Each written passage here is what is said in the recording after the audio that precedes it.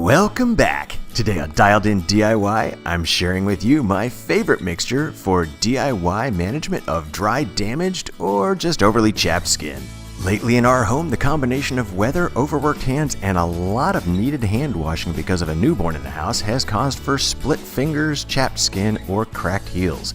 This particular solution, using the items you see on the screen here, has been making everyone quite happy, so I wanted to share it with you today. Whenever possible, I like to keep these solutions simple, so we're not using any fancy tools today. In fact, many of them can be made out of parts you might have already around the house. As you see here, I'm using a cleaned out bottom half of an aluminum can to use as a double boiler along with a small saucepan. We'll start by melting our first two ingredients inside of this half of the aluminum can.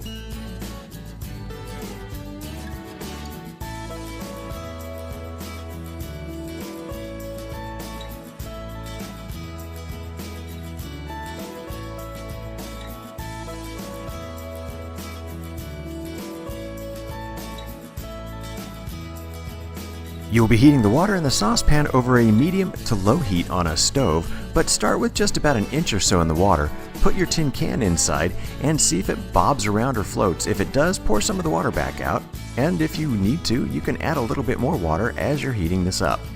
I just like to make sure I do not get any water inside with my contents while I'm heating and stirring.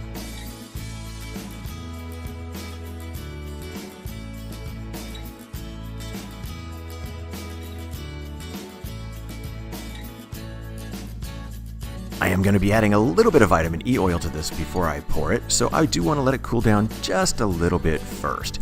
But otherwise, you could go ahead and use it as is, and it will make a great chapped skin treatment. My primary container I'm going to be using today is actually a cleaned out and repurposed glue stick tube. I'm using liquid vitamin E oil in this mix because it's really good for the skin, especially when you've got overly damaged skin. However, you could take a couple of vitamin E tabs and get the oil out of them and add that to the mix as well. You could just go with 2 or 3 to start and see how you like the final result. Before you use this, you want to make sure it's had perfect time to set completely and cool down, and you can speed that up by sticking it in a refrigerator. Usually, I just like to let them sit out overnight, and then I know in the morning when I'm ready to use them, they are good to go.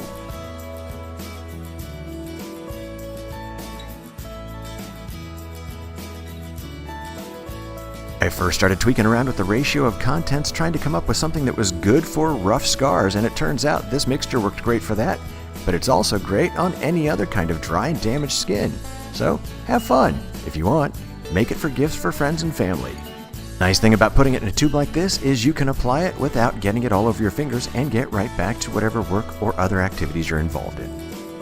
Hey, thanks for stopping by Dialed In DIY and checking out my video today. I really do appreciate it. If you liked it, please let me know with a thumbs up. If you want to see more videos like this, feel free to check out my playlists and subscribe while you're here. I'd love for you to come on back and check out more Dialed In DIY in the future because I've got a lot more to come.